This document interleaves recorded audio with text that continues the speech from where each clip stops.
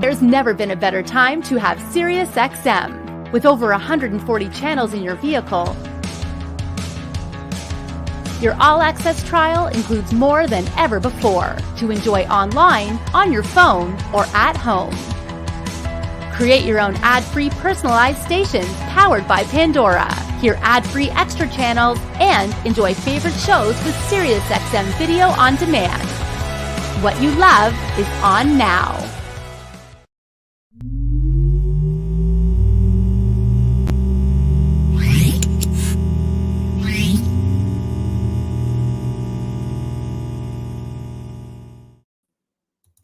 What's going on, guys? Hope you had a great weekend. Thanks for tuning in to this Monday lunchtime learning session here on CMA Connected, presented by SiriusXM. I'm your host, Ben Wu. And like I said, we're going to kick off Monday. We are still staring down the barrel of winter. Thank God it's not quite here yet. But fall means a lot. And we've learned, if nothing else, that certain categories certainly excel in the fall. And one of them is lighting. Now, we've done a lot on lighting. There's some big players, big names in the category. But I think today we're going to focus in on something a little bit more niche, a little bit more targeted, that has a lot of potential that you, Mr. Retailer, that's right, I'm talking to you, might not be totally aware of. Well, lucky for you, I've got on today some guests that will help clarify the situation and maybe illuminate the topic a little bit. Pardon my pun. We are talking about municipal and emergency lighting. That's right. Those flashy strobe lights and amber lights that, so many municipalities and different organizations count on and rely on to do their job each and every day. Well, there's a business model behind it, folks, and there are brands behind it. And today we're going to be talking with one of those brands that make a ton of stuff for the category, and that is, of course, Heise LED by Metra Electronics. To do so, we're going to talk to one of their biggest distributors in Canada, Importel, which, believe it or not, Importel, I'm not sure if I've mentioned this before, but Importel's actually been in business for almost 30 years, if not more. But when I talk about Importel, of course, I got to bring on my good buddy, Mr. Romesh. How are you doing, sir? Hey, Ben. I'm doing well. How are you? I'm doing good. Was I right about that comment? I read that recently. Over 30 years. Yeah, absolutely. That's pretty cool. Kudos to Team Importel. So I gave a lot of thought about this show today, Romesh, over the weekend. And I'm like, we've been talking about lighting a lot, right? But, typically... So you're lit. I'm lit. I'm totally lit. Because we've talked about, LED conversions, which is obviously a big thing. And, everybody, it's kind of the deal. We talked about light bars and off-road lighting and RGB kits and, under vehicle effect lighting and that type of stuff. All the fun stuff. All the fun stuff. Now, not to say what we're talking about today ain't fun, but people need to know that there is a serious business model behind this category. And that's what I was kind of getting at when I said the fun stuff. Like, this is actually business stuff. This is actually stuff that's needed. It's required, right? It's safety and it's required on the vehicle. And some of the fun stuff is sort of discretionary, right? You have the money, you kind of do it. You don't have the money, you might not do it. There's all these different reasons of why you may or may not decide to do the fun stuff. You don't have a choice with municipal lighting. The vehicle needs it. It can't go out on the road without it, right? So absolutely. And to that point, not only is it required, but in your area, wherever you are, your shop, wherever part of Canada you're in, if you're not supplying it, somebody else is. You got it. That's something that's important, So we talk about Importel. Now, you guys distribute Heise LED, which is part of the Metra brand. Obviously, when we're talking about Metra, there's a guy behind that kind of services the entire country when it comes to Metra brands. I think I've heard of him. Yeah, his name is Gatlin Sandu. I figure we might let him in here to join this conversation. Mr. Gatlin. G to the Gatlin. How are you? What's going on, boys? What's going on? How are you? Good. I'm happy to have you on. I know you and I spent a lot of time talking about all the vast, crazy catalog that, that is Metra. But today we're going to narrow it down. Like I said, very specific municipal and emergency lighting. What's your thoughts on that, Gatlin, right now? Category. What's that? What's your thoughts on that category? Again, it's one of those categories that often gets forgotten about in the LED bulb kind of world. And so when we start looking at the business aspect, like Romesh had mentioned earlier, we can start diving deep into a lot of different categories for a lot of different variants of vehicles that people can start making some money on. And, we're not talking about hard installations here. Some pretty easy 2-wire type installations with some awesome controllers that'll be coming up later on the show. And my thoughts on it are that if you guys are eating lunch, now's a good time to be listening and tune in, because here's some money and tips that you guys can get to be more profitable in the shop. Well, So on that- the timing couldn't be better here in Ontario. Anyways, I think a lot of areas have been snowing and things like that. So we'll get into the applications, but it all ties together. I think where we need to start, guys, is for those who don't know, because we always want to assume that everybody understands the term. Ramesh, I'm going to lean on you first, and maybe Alan, you can kind of expand on it. Define what municipal and emergency lighting actually means as far as product. So originally, there was an all-encompassing term called emergency lighting, which you've been kind enough to include next to the municipality or hyphenate. I guess the shortfall on using the term as a blanket term is that emergency lighting would typically be emergency vehicles, which would be red and blue, which then have a whole bunch of governance involved with that. So we kind of want to stay away from that term based on we're not doing fire trucks, ambulances, and police cars. But pretty much anything else that would move slowly, be really big, take up more than a lane. All of that stuff requires some sort of marker lighting. And that's where the term municipal. So any vehicle that a municipality would run, whether it be, sidewalk clearing or landscaping or snow removal or any kind of construction backhoe, or even getting the backhoe to the site on the tractor trailer, all of that requires some sort of municipal lighting, or marker lighting, and we have it all with Heise municipality lighting. That's a lot of vehicles that you just mentioned there. Gatlin, anything to add to that? Well, to be clear, the Heise brand of municipal lighting is not just municipal, and it is going a little bit broader into the fire trucks and, police ambulance and that kind of thing. We do have a category in the municipal lighting, emergency lighting for that. This specific episode is not necessarily about that, but more so the municipal type orange lighting, that white and orange for construction, tow trucks, etc. That high visibility, safety, that type of information. Okay, now and honestly, a huge amount of those target customers are already coming into our network of dealer shops already. Right, so it's an existing customer base that you don't have to go chase. Not that you don't have to go sell, but it's already there. Can you give me some examples? Can you give me some examples? Like who? Who would you say is? So like we have tons of guys getting audio systems put in tow trucks. Tow trucks are huge, or having their two-way radios in their new truck being put in. Well, when the truck is being spec'd with the other stuff, we haven't done a great job in our industry of telling people, hey man, I can get you all the wigwags on the sides. I can do the grill lights. I can do your roof beacon. We have this amazing roof beacon that takes 12, 24 volt, blah, blah. It's got all the different light settings. I don't want to kind of give away the secrets here, but we could do that entire vehicle, not just the audio, not just putting in the two-way radios and the scanners and whatever. Then they're going somewhere else and getting like you said, somebody else is doing it. Like if you're not doing it, well, if you're not doing else it, is right? doing it. But the truck was right there. The guy called you. He called you for a remote starter to put in his. I was just saying, what about the guys that are doing like the telematics stuff, right, for the fleet vehicles? Like, you put the track right. You're already doing the tracking and all this stuff for the snow removal vehicle or for the garden or the landscaping or whatever. Right. Or you're putting audio in a side by side, but it turns out they're using it at the local Lions Club or at the local city for moving shovels and stuff around, and then they go somewhere else and get flashy lights put on the top. So you just lost business. Well, right, but partially because we kind of don't think, because it says municipal. So if the vehicle isn't municipal, I think people often, if they're not already in the category, you kind of dismiss it going, I don't do that. But we do it. It's just the terminology that's a bit... I can tell you this. Here's my takeaway. If Metra, a brand like Metra, is serious like they are right now with this category, then you bet your bottom dollar there is a business model behind it, because they would not be creating this much product to a category that is not, certainly if not emerging, established already. Agreed. I haven't been on a sales floor in almost 2 decades, and I'm thinking of all the opportunities that we had then. And now there's more. There's like side-by-sides, which wasn't really a thing before. And there's golf carts, which wasn't really a thing before. Like if you're a golf course, or if you're a place that uses a golf cart, like even a race team, a lot of guys have golf carts and, privateer race teams. They have golf carts that they drive around with. From a liability standpoint, if you're going through the pits, you probably want some sort of lighting on it. Yeah, 100%. Right? You would know that, Ben. With the chase vehicles you've done. Right. Chase vehicles, the list, I'm sure there's somewhere, if you Google it, the point is there's a lot of different applications here. And What did you say there, Gatlin? Sorry, I sorry, missed that. Gatlin. It's not necessarily a forgotten application. It just goes back to the saying that if they don't see it, they can't feel it, touch it, look at it, then it's neglected in terms of being able to actually sell it in your shop, right? So, looking at the municipal lighting and showcasing some of these extra things when you're doing a remote start or you're doing an audio system, those types of things within the retail setting.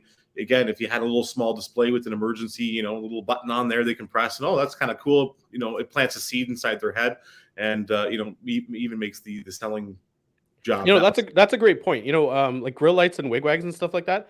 If you own a truck or a car, like I remember, back 100 million years ago when I was at Atlantic Car Stereo, there were a couple of guys that actually had lights in their A-pillars, and not because they didn't need snow removal or anything else. It was just a cool demo, and they'd go to the local car meet and flash orange and white lights at people, right?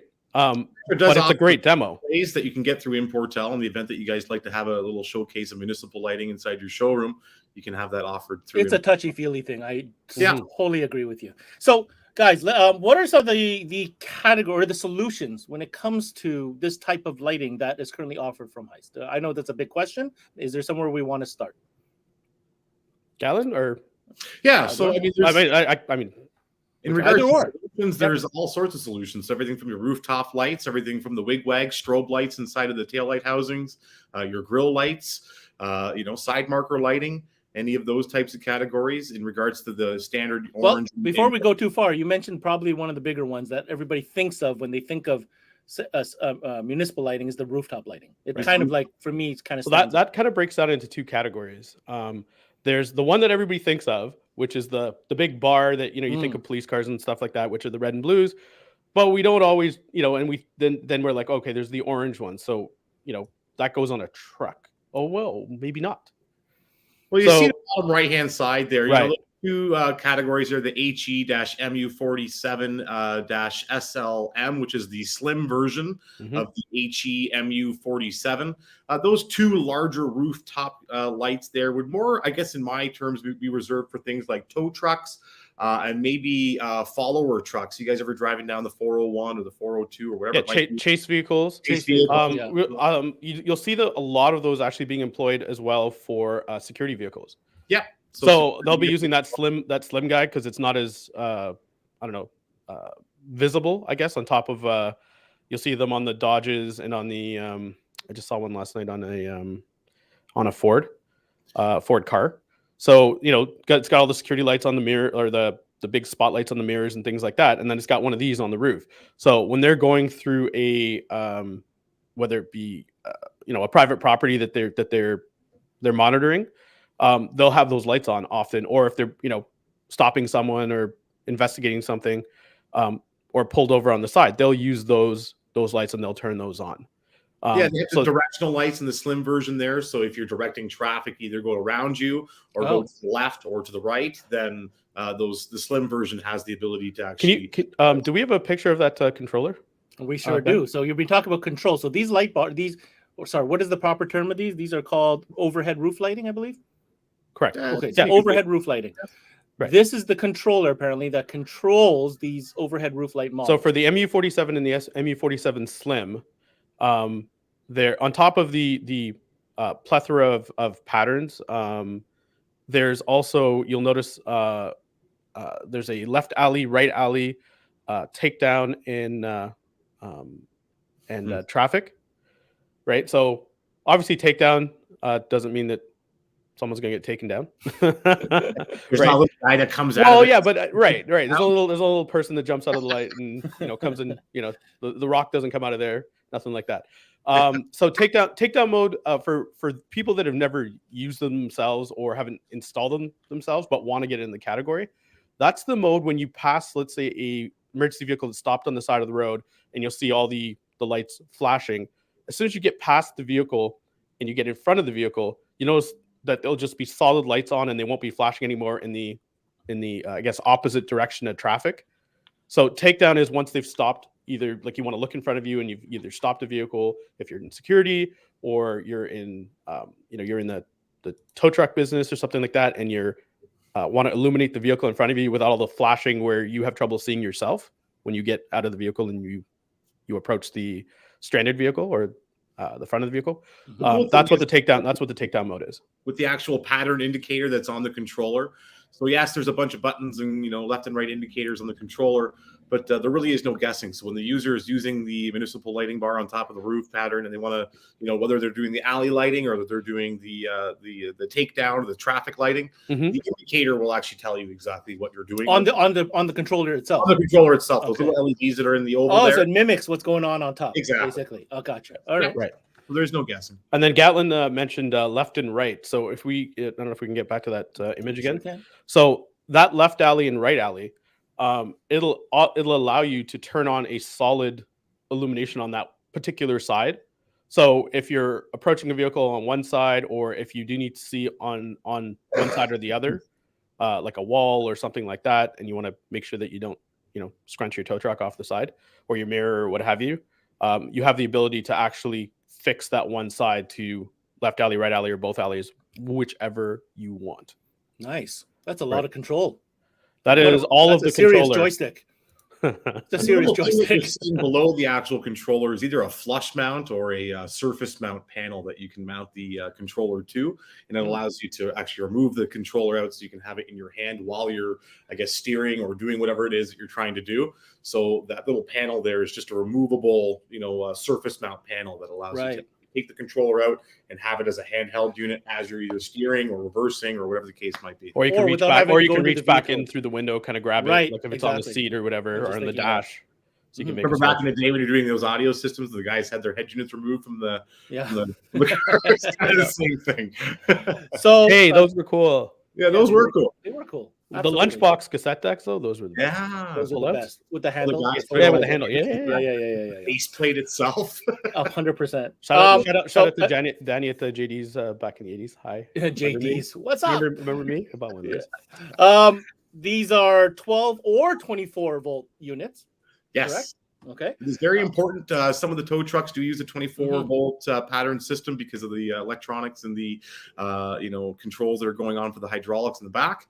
And then some, of course, larger big rigs and things like that, like 18-wheelers or excavators, cranes, things of that nature do use a 24 volt pattern. Some actually use up to 36 or 48 volts, but we've made it as universal as we can in regards to the power input. So it's the same unit, though, as far as the dealer is concerned.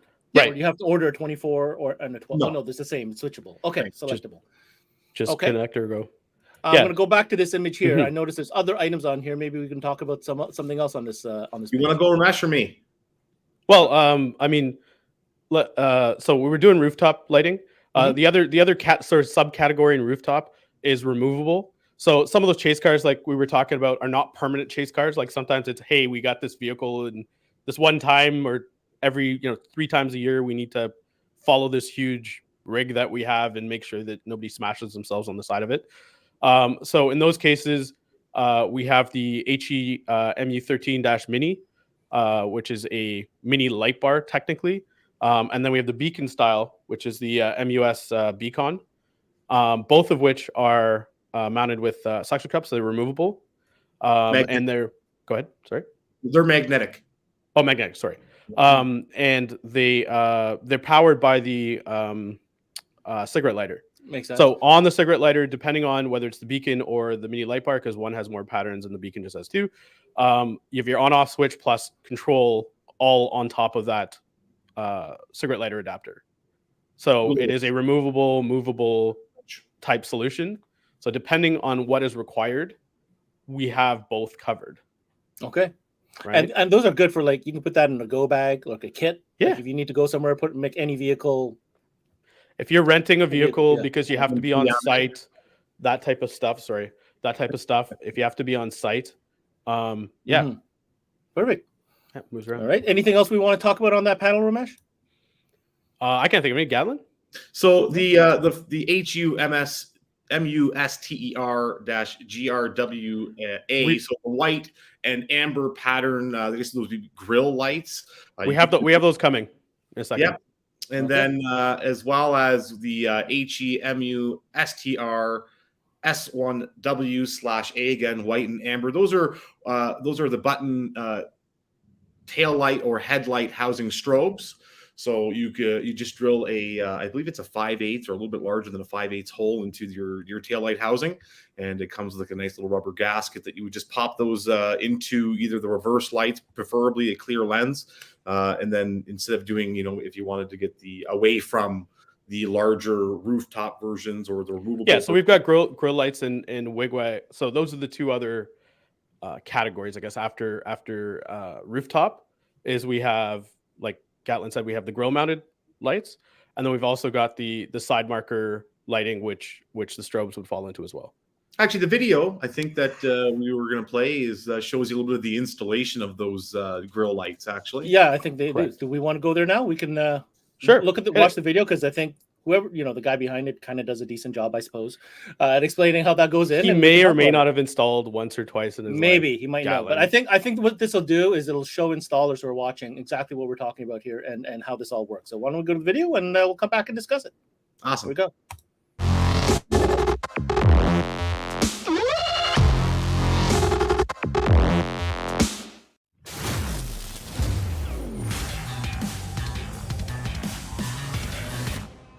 Hello everyone, it is Gatlin here from Metra Electronics, and today I am going to be presenting to you our Amber Municipality lighting, our 4-piece grill strobe kit. We're going to go ahead now, pop the hood of this Dodge Ram, and I'll take you through the installation. I've left a couple of the parts off underneath this hood so you guys can see exactly what I did. And if you want to just give me 1 minute here, I can grab a light.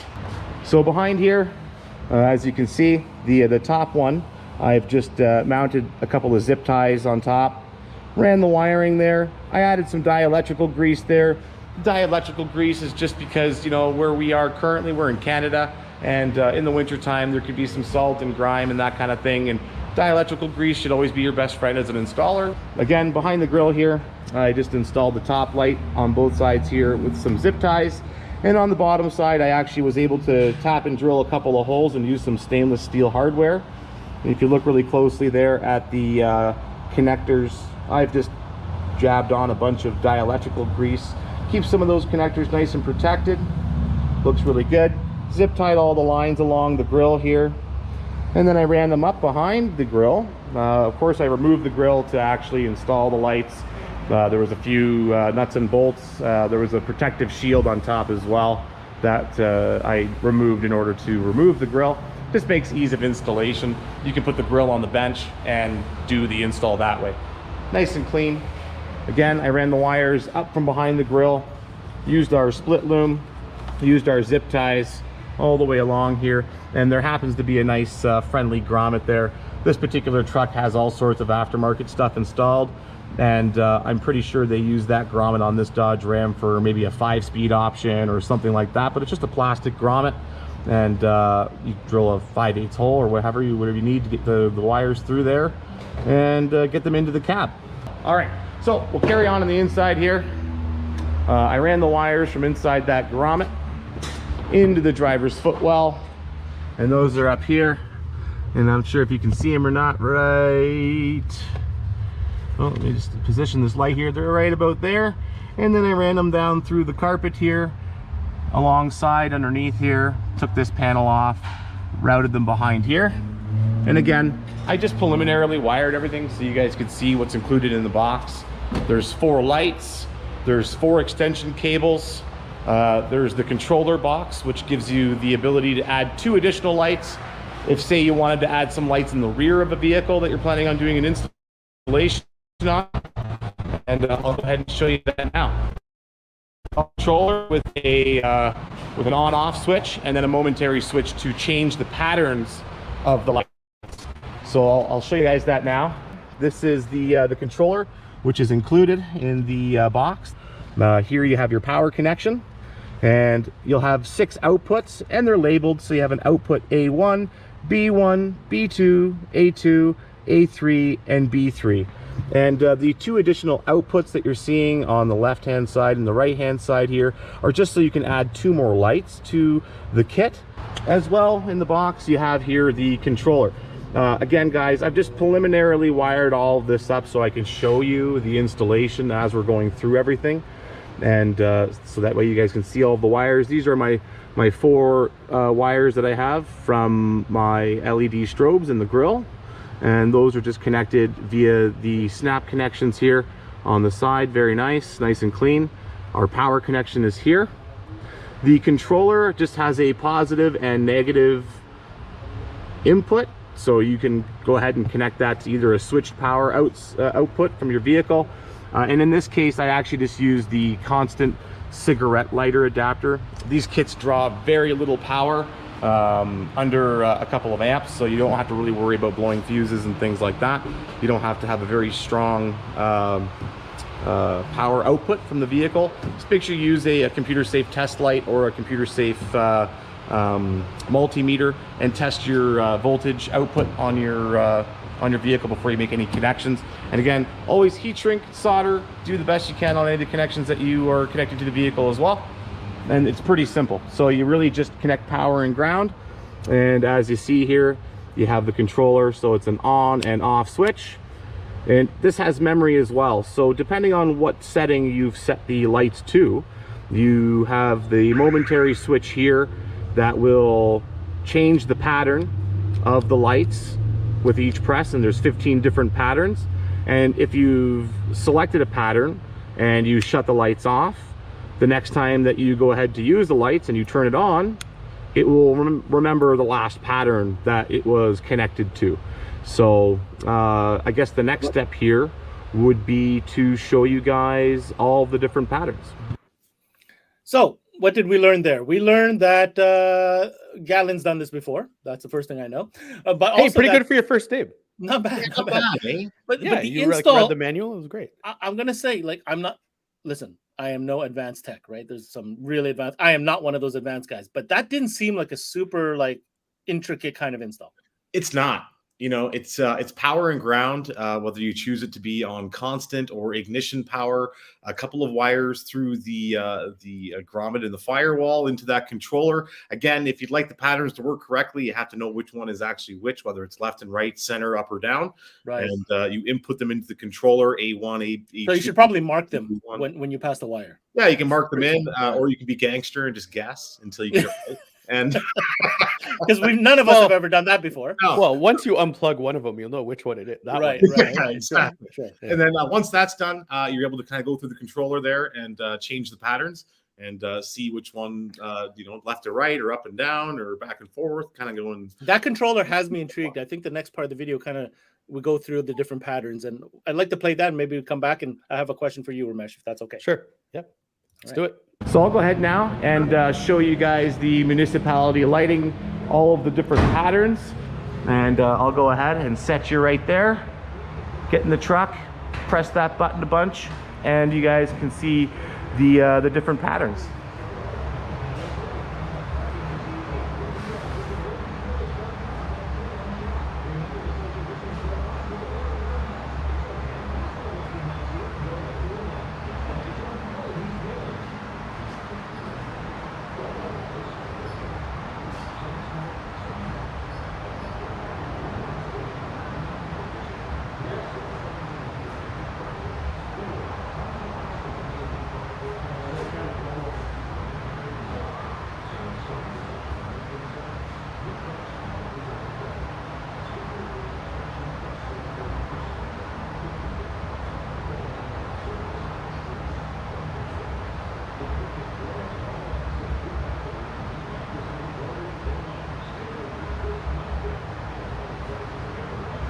Again, guys, hope you can hear me. There's all sorts of different patterns available.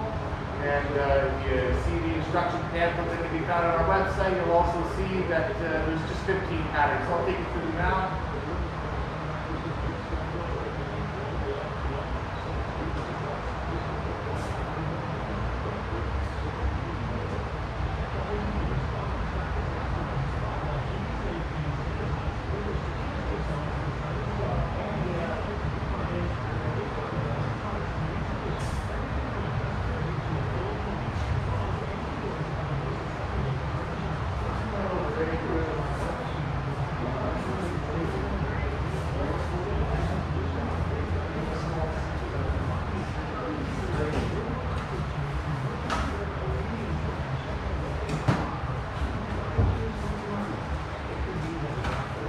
pretty cool ones on here, guys. Hope you guys can hear me. I am a little bit further away from the camera than normal, but hope you guys can see and hear me. Okay? What's the size of our head?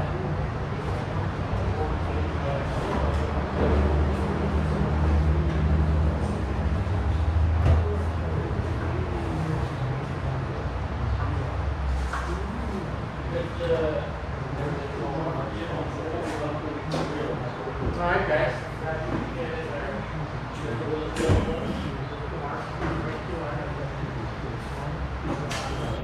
So that takes you guys through all the different patterns that are available, and hopefully you guys saw those nice and clearly. Again, my name is Gatlin Sandhu. I'm from Metra Electronics Canada. We'll see you on the next one. Thanks for watching, guys, and have a great day.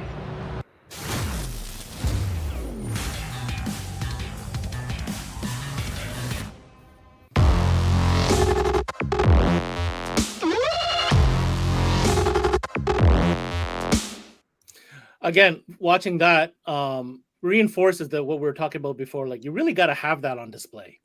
Like, people need to see that. You know what I mean? On really display or on a truck that's at the shop all the time is sort of or on a demo vehicle, even better. Right. Totally even better. Like, the installation isn't that hard. You know, to the average shop, they could probably charge 1-2.5 hours, somewhere around there, and make the labor and then make the profitability on the product itself, and then gain a customer for life, right? So there's always an extra avenue that you can take in regards to municipal lighting that you can always look at and add to pretty much anything. If the guy is using it for construction, even Uber drivers, like, let's take that into existence. Oh man, I didn't even think about Uber drivers. What about the delivery guys? There's so many delivery guys now because of COVID and everything, right? Right. Yeah.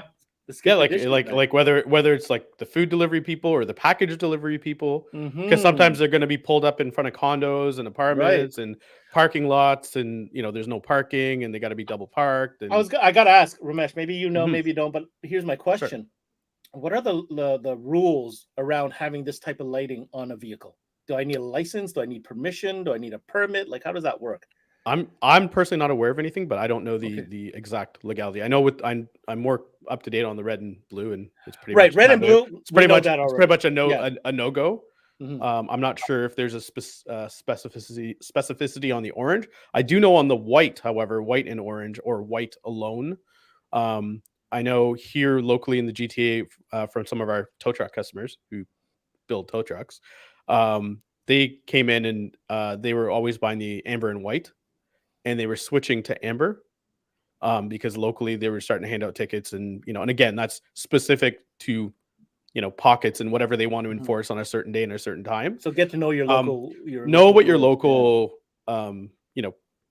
laws or like what they're enforcing. Really, pretty lax when it comes to that, with the exclusion of, like Romesh mentioned, red and blue on the flashing of a vehicle. Out in Alberta, as far as I know, some of the areas out there actually require you to have a cover over top of some of this stuff when you're not using it, and that includes some bars and stuff as well. So again, like Romesh had mentioned, just make sure that you're aware of your local municipal laws. And honestly, it's worth your while, because if you get that research done, then you become the specialist. And I think customers will totally appreciate that if you can bring that knowledge to the conversation. 100%. I want to circle back real quick. I thought this was kind of clutch. Here's this controller. That's the whole kit right there, right? Correct. Yep. So where I was going to go with that controller, actually, and it's actually a good thing you brought that up, Ben, is when we were watching the flashing patterns, using a setup like this with the controller, again, for dealers that are less have less experience with it, versus using even lights that don't require a controller, like we'll see in a little bit here. So you'll see sometimes wigwags or marker lights where they'll have power, ground, accessory. They'll have a flash pattern wire, and then they'll have a sync wire where you tie them all together so they're all synchronized, right? And that relies on the sync wire functioning correctly. And what the sync wire does is, when you have it on a flash pattern, like left and right or front and back, it tries to keep them all separated and in time properly. When you use something like this that has an actual controller box, it's perfect all the time. Every time. So when you're flashing left to right, it never happens where they start flashing both of them at the same time, and then like if you sit, so annoying. Right, everyone sat behind annoying. a whatever a tow truck or whatever, and you've watched, and then all of a sudden they start flashing all off, and then all on, and then all off, and then they start going back out of sync like they're supposed to be. If you turn your ignition off and it's on a certain pattern, and then when you turn the ignition back on, it's a different one. It'll be on the same pattern with our. Yeah, like these are non-volatile memory, so you can like Gatlin said, turn them off, turn them on. They're going to be wherever you last left them, but because the control box is a controller, right? It's got the logic in there to keep. It knows all of those outputs, and it knows exactly what they're doing. Versus you connect the wire, you do the install, and then you turn them on, and they kind of work, and then sometimes the guy comes back and says they don't work, and then what do you do? Right. I gotta say, I've obviously been in a lot of trainings and presentations of lighting. Heise does a really good job with their control boxes and their switches. The stuff that comes pre-wired, it's all relays are all loomed and heat shrunk. It's just ready to go. And I think that right here, I'm going to show it again, is another example of that. What you're getting when you're buying a Heise product. You have that controller. Everything is literally click, click, click, click, click. Follow directions, and the interface. Even all that is all protected and loomed and ready to go. Like there's nothing to do but put it in. You know what I mean? Right. So, and that's just all, to the consumer, it's less cost because they're not into as much labor. For the dealer, you're getting the car in, you're doing a proper job where everything is installed safely and securely, where there's going to be, less risk of comebacks and things like that. And you get the car in and out, and then you can go on to the next job. Right. On that note of a dealer, when you're doing installation, you always obviously want to go through the extra lengths of the world, get all the stuff you can from Importel. They offer the dielectrical grease there as well. We live in a climate where they're using salt, grime, crap all over the roads. So when you're not seeing weather pack connectors and things like of that nature, heat shrink, solder, corrosion proof a lot of your connections, and take the time to install this stuff. Yes, it's all included in the box.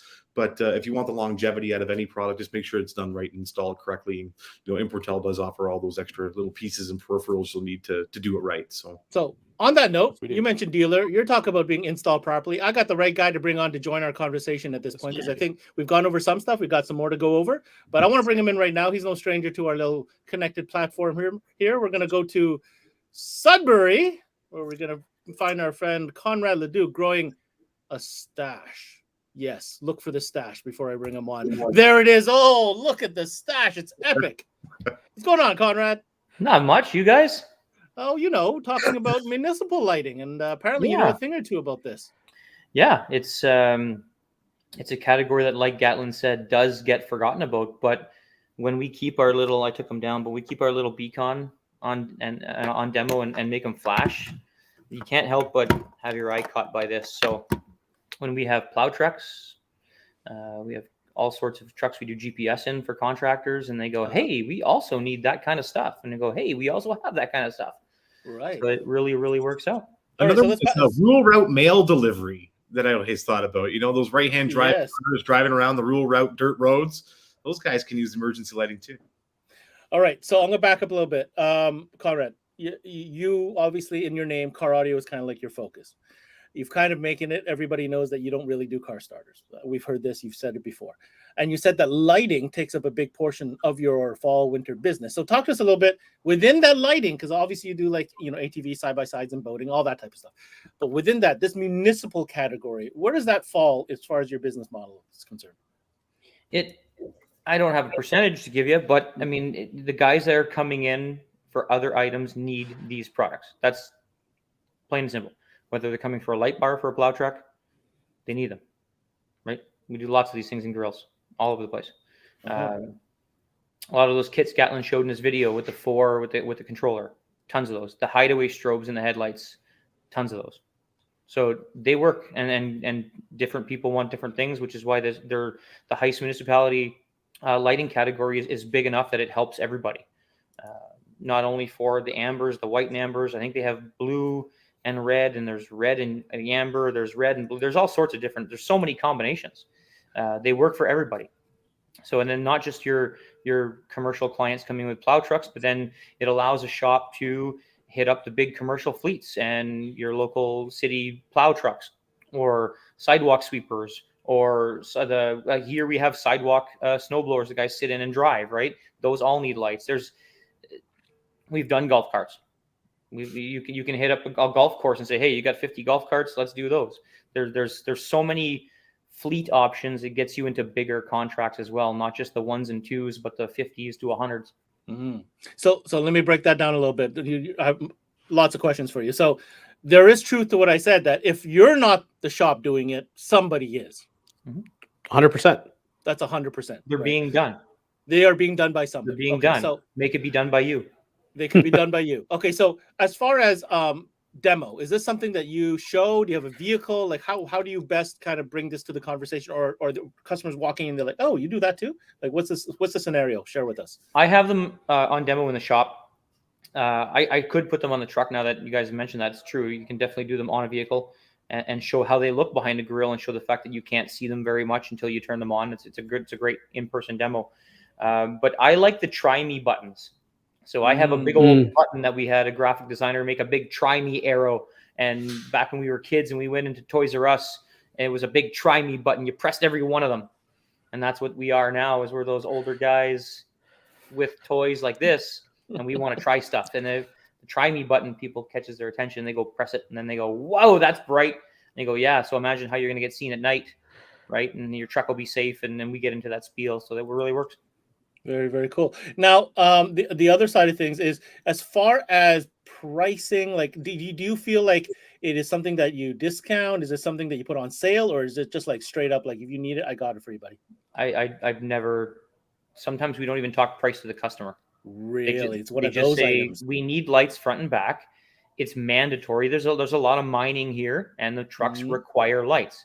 They're not going to ask what the price is and him and haw over $100 or not. They simply cannot go on property and do their whatever $1 million contract if they don't have the lights. So they don't ask. They just, here's the vehicle, go.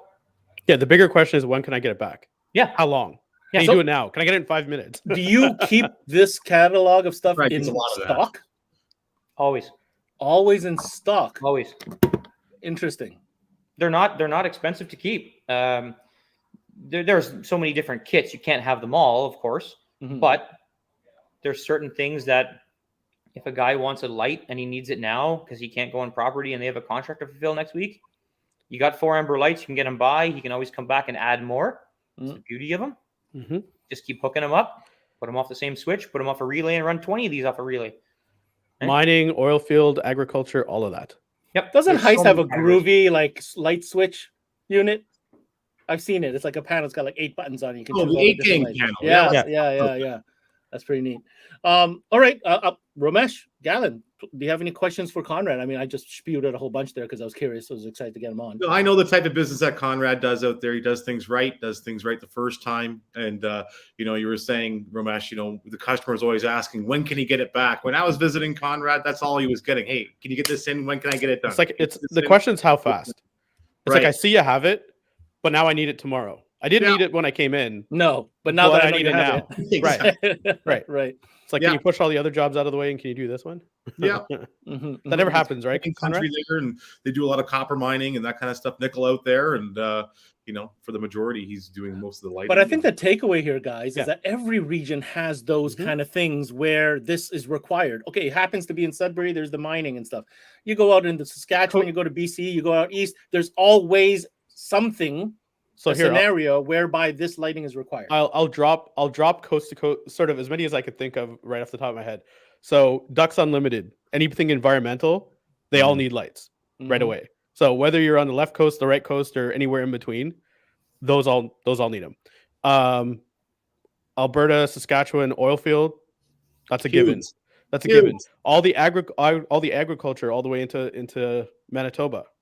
Or anywhere really, like whether it's the East Coast, whether it's Ontario, whether it's Southwestern Ontario, whatever, doesn't matter. Whether it's Quebec, it's irrelevant. All the agricultural stuff, whether it's the tractor, whether it's the F-250, the F-450, the F-550, doesn't really matter. The Dodge Ram, whatever. Whether it's the combine when it's driving down the road, right? All of it, side by side. So there's just agriculture. Like there's about a million vehicles that all need flashing lights. Snow removal. Snow removal. That's got to be a Okay. big one. So Coast to right, coast. yeah, it's snowing already. It just started last night over here. Ugh. Went from 18 degrees to 2, and it was snowing last night. Yeah. So every single pickup truck with a plow on the front. Forget the big guys, which is obvious. Oh, right? Even the local guys. But all the small little Yeah, guys, like I just bought a new F-150. He goes and gets a plow put on, or you're doing the He's wiring. Like got a snowblower Conrad's doing with electric the wiring for the lighting on the plow, Mhm. right? Or he's putting lighting on, like square, the Heise square work lights, right? Well, it needs a flashing light on the roof, right? So I'm going here. Where else? If you I don't can't know. see it, Like all the mining in more predominantly in eastern Canada, from Ontario, Quebec, all the way into the Maritimes, right? There's all the mining, so there's that. Well, I was gonna say forestry. Mining and forestry, Forestry is correct, huge here, right? anyways. Yeah. right? So forestry is massive. even, funeral homes and things like that with the orange. Oh, I didn't even think about funeral Oh, yeah. homes. That's There's a another good one. Like, it's crazy. I wish there were a list of this stuff. Yeah. Relevant to Canadian provinces that retailers could kind of be like, shoot, I didn't realize that. Yeah, that's a great one. We can That could figure be that out. interesting. Funeral We can homes, figure that out. The follow. You know what I mean? Yeah, Like sure. that would really help for sure. Golf carts, ATVs, even for home use. You got Golf carts, side by sides, ATVs, all of that. Now, Conrad, all this stuff here we're talking about on a level of difficulty, 10 being like Mission Impossible, like a Maserati, and 1 being like plugging in a light bulb. How hard is this stuff to put in? It's not. I mean, like Gatlin was saying, or sorry, Romesh was saying, this is a plug-in. This is a simple transfer unit, right? That's a temporary piece. Most of these are power and ground, and then just they have the single lights anyway. They're power and ground, and then they have a light pattern switch as well, or a wire as well. So you can use these multiple ways. The kits that Gatlin had were even simpler. Power, ground, and then you have the control on the main box for the pattern. So I mean, customers must like that when they see the control. Oh yeah, that's an obvious one. You know what I mean? They really do. The hideaway strobe, same thing. Those are fantastic to keep you clean. Where a guy wants not extra lights hanging out the grill, but depends on the person. It could be his personal truck that he also doubles to use as a work truck, and then he doesn't want lights to be seen when he's in the parking lot doing his groceries. Who knows? Right. So that's why the large category for Heise comes into play here. So there's many different people out there doing many different jobs, and there's, like, you're right, the list is huge, and it's probably a lot of it that we can't even think of that guy needs lights for a certain reason. They know it, but we don't even know it yet. And if we can expand into that market even more, then it would be definitely profitable for any shop. I think it's a question of training, education. Also on the business side, like sometimes municipalities require a certain level of, how can I say this, presentation, because a lot of the time it's a council or something that has to kind of approve on these type of fleet jobs.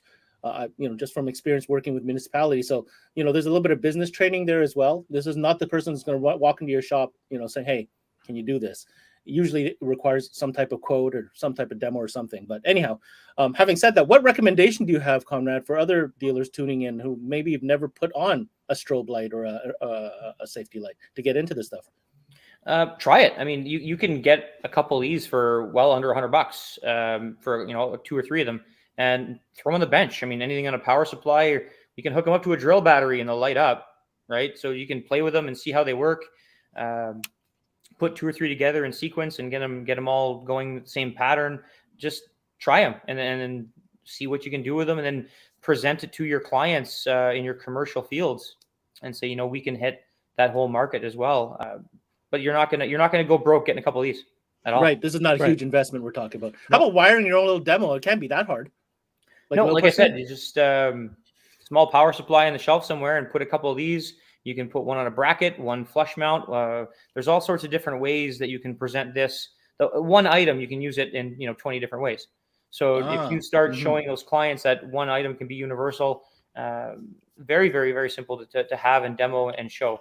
And if someone's impressed by it on the shelf, they're going to be definitely impressed by it at night when it actually glows more and makes an impact. Like even applications that don't have a controller, like Conrad was showing there, you could take the install bay stainless steel or black momentary switch and the latching switch.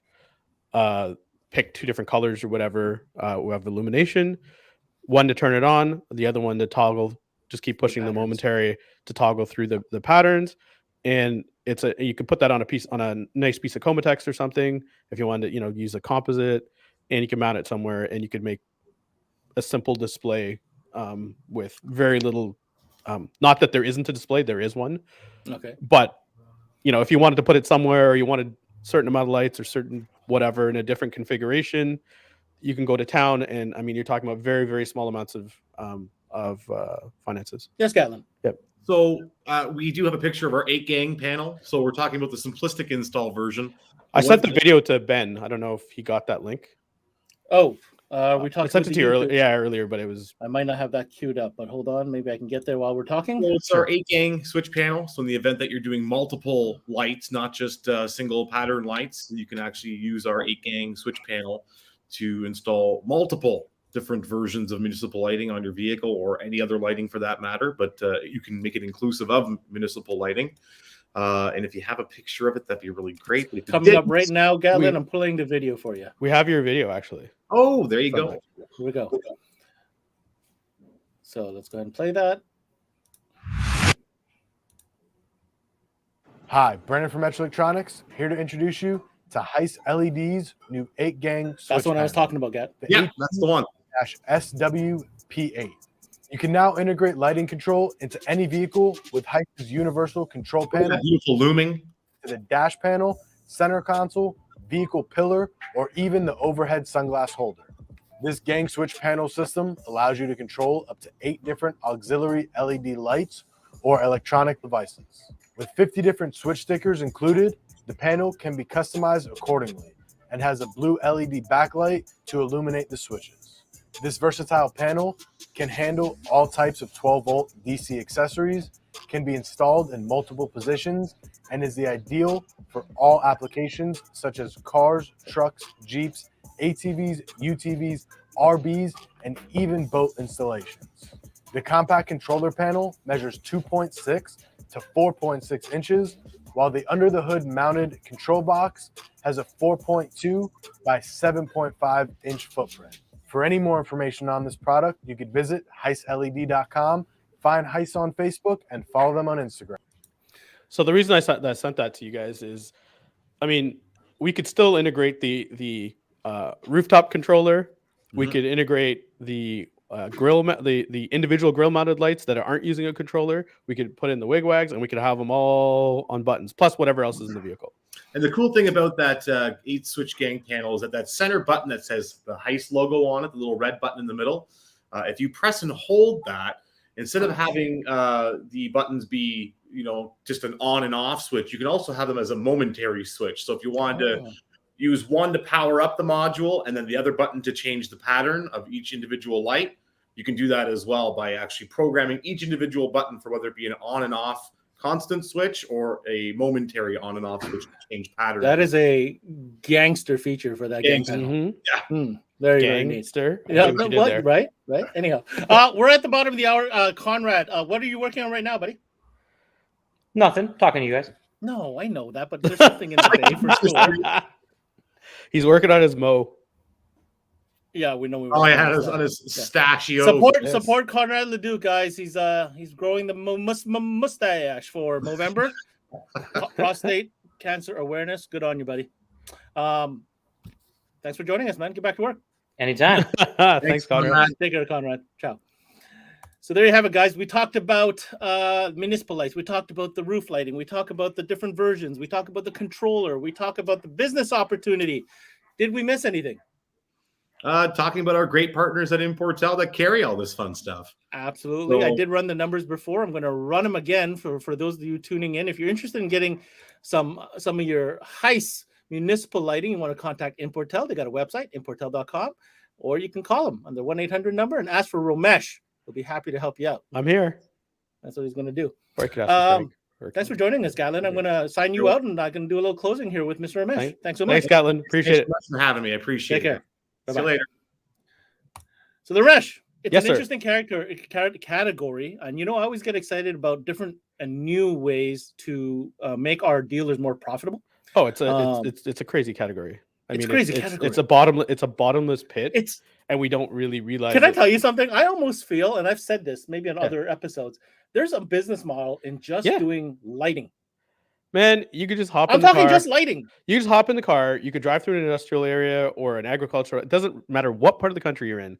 You just have to hop in your vehicle. You could be in a Here's my business township, card. a city, whatever, and you'll see the vehicles. Like I've literally done this before in a past life. I've sat at a Tim Hortons and started writing down all the vehicles that go through the drive-through. If you go at 7:37, between 7 and 8, it's all tradespeople, Oh yeah, right? So you'll know what and they're all local to you because they're all picking up their trucks like for at sure. that point, right? You can just sit it by the window and just start writing down phone But- numbers. Picture that, a business model where you run and literally everything from LED conversions, Sure. off-road lighting, municipal lighting, emergency, like all that, just lighting, and you specialize in lighting. Yes. I'm telling you, there's a business model in that. Yes. I don't. It's crazy. I'm there. I'm Yeah, I already know, there. I know, it's great. Yeah, yeah, Anyways, Importel, Heise, LEDs, the Heise, brand, Metra, Metra, municipal Fantastic lighting. partner for us. Get Can't you say some of enough. that. Thank you so much, Mr. Romesh. It's always a Thank pleasure to have you on. And It's a great platform. Thanks. very man. educational. Very educational. I like that very much. And shout out to Conrad once again for joining us, and Gatlin as well. Take care, Yeah, Romesh. both of them. Thank you. Bye-bye. There you have it, guys. Another CMA lunchtime learning session here, brought to you by SiriusXM. That was a cool one. I always like it when we talk new opportunities. I hope you guys do too. Make sure you leave some comments, whether you're watching this live or on demand. We'll be back at you Wednesday with both the Connected at Lunchtime as well as our OEM Integration Live, CMA Live, going down Wednesday evening at 8 p.m. You don't want to miss that. On that note, that's it for today. We'll catch you next time. My name is Ben Wu, your host. Until next time, we connect.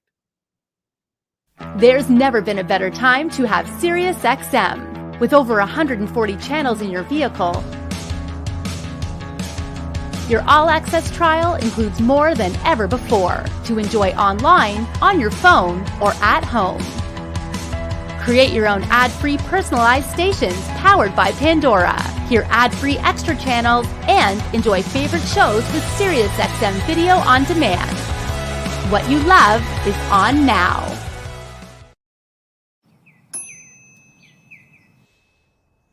Hey, Kevin, do you want some lasagna? Basically like a barrel. I made lasagna. What? I made lasagna. Who's Tanya? What? What? Kevin, do you want some lasagna? You stepped in what? What? What? What? What? I made lasagna. Tomorrow is mañana. What?